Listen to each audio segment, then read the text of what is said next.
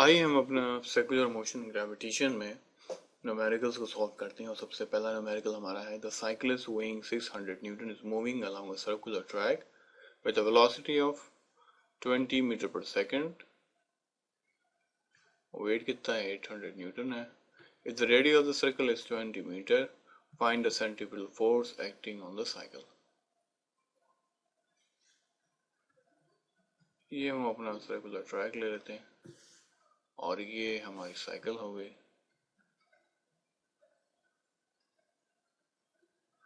Cycle जो है, cycle क्या है, सर्कुलर ट्रैक में मूव कर रही है। सर्कल का सेंटर हो गया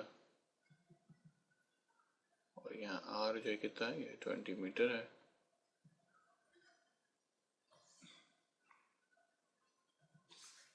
वेट जो है साइकिल का कितना है? वेट जो है हमारे पास 800 न्यूटन है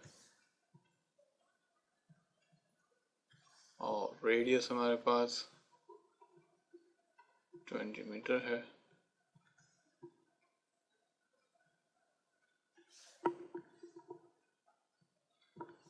और जो वेलोसिटी है कितनी है? ये 20 मीटर पर सेकंड है।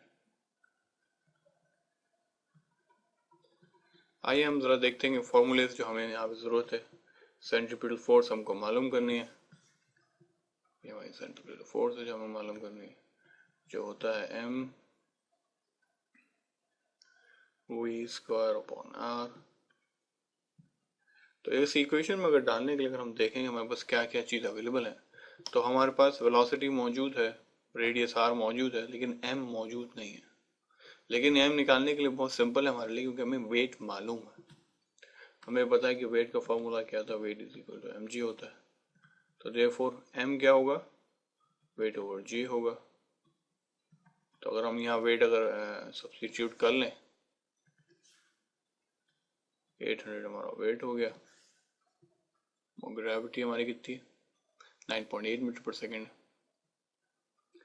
विच इम्प्लाइज कि हमारा मास हो गया 800 डिवाइडेड बाय 9.8 और 81.63 बन गया हमारा kg।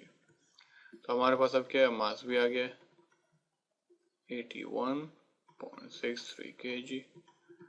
आइए अब अपने हम फॉर्मूले में इन चीज़ों को सब्स्टिट्यूट करते हैं। मास है हमारे पास 81.63 है। वेलोसिटी हमारे पास 20 मीटर पर सेकेंड है और रेडियस कितना है हमारे पास? रेडियस है हमारे पास 20 मीटर। सो विच इम्प्लाइज कि हमारे पास सेंट्रिपेटल फोर्स क्या बन गई? 81.63 मल्टीप्लाई बाय 20, 1632 न्यूटन आंसर आ गया हमारे पास। बुक में दिए हुए आंसर से मेरे ख्याल से ये वैल्यू थोड़ी डिफरेंस इसलिए कर रही है कि हमने यहाँ पे ग्रेविटी जो है 9.8 मीटर पर सेकंड स्क्वायर लिया है और बुक वालों ने मेरे ख्याल से 10 लिया है, लेकिन एक्चुअल वैल्यू 9.8 ही है। आप 10 भी इस्तेमाल कर सकते हैं और मेरे ख्याल से इससे एक्यूरेट रिजल्ट आ जाएगा।